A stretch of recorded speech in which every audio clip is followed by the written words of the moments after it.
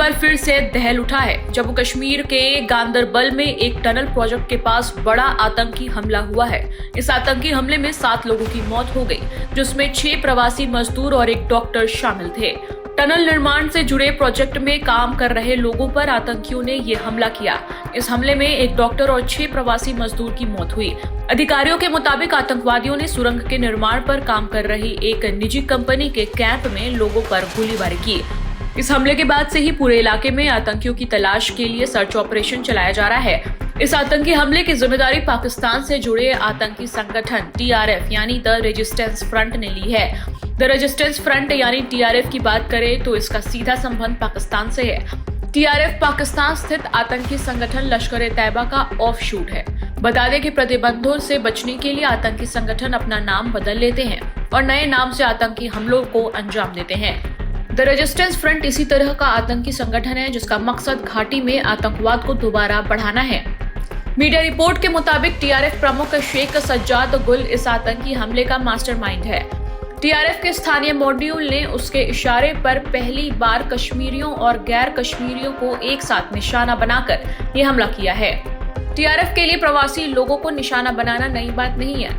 इसने बीते 1.5 सालों में कश्मीरी पंडितों, सिखों और गैर स्थानीय लोगों पर कई हमले किए हैं। TRF के हमले में कई कश्मीरी पंडित मारे गए हैं। गांदरबल में आतंकी हमले के बाद से ही सेना एक्शन में है। सेना जल्द इन TRF आतंकियों को मार गिराएगी। सरकार और सेना ने इस हमले का मुंहतोड़ जवाब देने की बात कही है। इन आतंकी हमलों पर डिफेंस एक्सपर्ट्स क्या कहते हैं, जानिए। नई सरकार का गठन होते ही आतंकवादियों ने दिखा दिया कि हमारा एजेंडा तो बिल्कुल क्लियर और साफ है कि हमको अलग कश्मीर चाहिए और आतंकवाद का हमें खेल मचाना ही मचाना है और कश्मीर का खून बहाना है।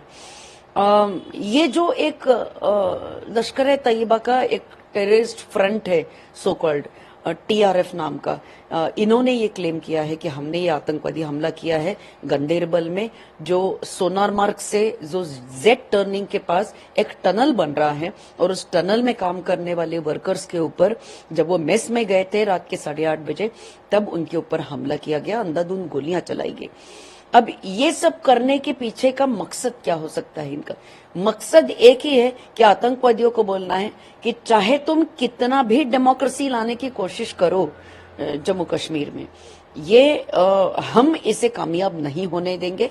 हम अपने मंसूबों को कामयाब होने देंगे और चाहे तुम कुछ भी करो, इस हमारा जो उद्देश्य है इसके पीछे हमें कोई रोक नहीं सकता। और ये जो पूरा आतंकवादियों को जो हथियार देने का ये जो सिलसिला है, ट्रेनिंग देने का सिलसिला है, ये सब पाकिस्तान करता है, हमको पता है। तो पाकिस्तान ने अभी अपने दिन, पाकिस्तान के कुछ ही बचे हैं। हमारे पेशेंस का इंतजार नहीं करना चाहिए भारत के, और हम मुंह तोड़ जवाब इतना जबरदस्त देंगे कि पाकिस्तान अपना सिर नहीं उठा पाएगा। Recently there were elections in Kashmir, and in Kashmir a democratic government has been elected. Now the terrorists in Kashmir want to portray a feeling that you might include democracy in Kashmir, but we are going to fulfill our agenda and you are never going to be successful. That is the message they have sent to Bharat and the government of our country. Come what may, we all know that these terrorists are being helped with weapons, they are being helped with training by Pakistan. No other country is doing this except for Pakistan.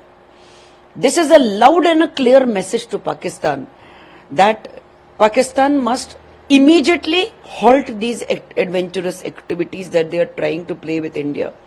Our External Affairs Minister, Mr. Jaishankar, also, when he had gone for the SCO meet, he made certain things very, very clear. That talks with Pakistan only are possible if Pakistan keeps aside the issue of terrorism. Point number 1. Point number 2 is, if issues of Pak-occupied Kashmir are immediately solved and Pak-occupied Kashmir is handed over to India. These two issues were very, very important, and our External Affairs Minister made it very, very clear. The days of Pakistan are numbered. Pakistan should take this as a strong warning. वहीं इन आतंकी हमलों पर BJP ने भी कड़ी प्रतिक्रिया दी है। कायर पाकिस्तानी आतंकवादियों ने एक बार फिर कश्मीर घाटी को लहूलुहान किया है।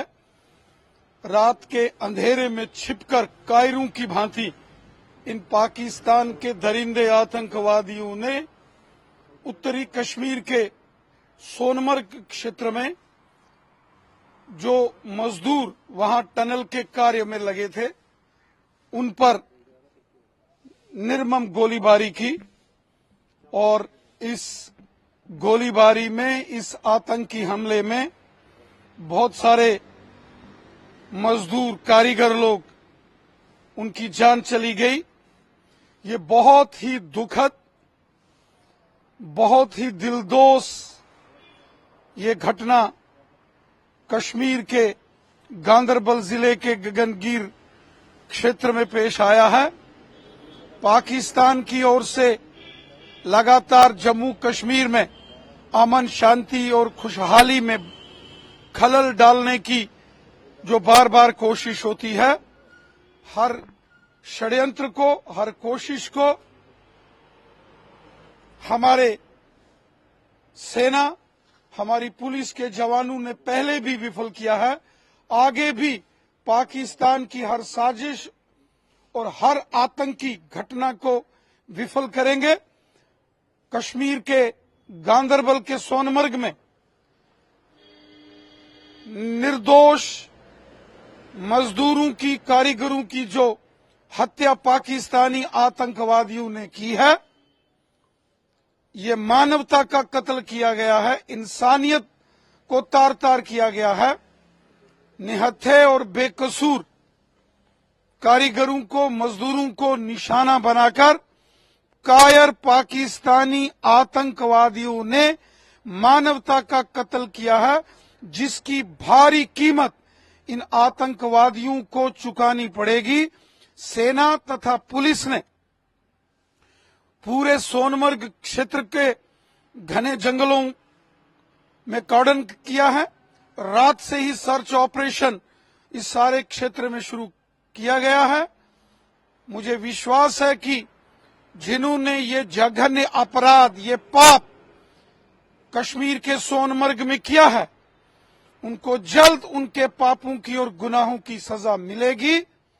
पाकिस्तान कश्मीर में अमन, शांति और खुशहाली में खलल डालने की जो कोशिश कर रहा है, पाकिस्तान की हर कोशिश को, आतंकवादियों की हर कोशिश को हमने पहले भी विफल किया है। आगे भी पाकिस्तान की और आतंकवादियों की हर साजिश और कोशिश को हम मिलकर विफल करेंगे।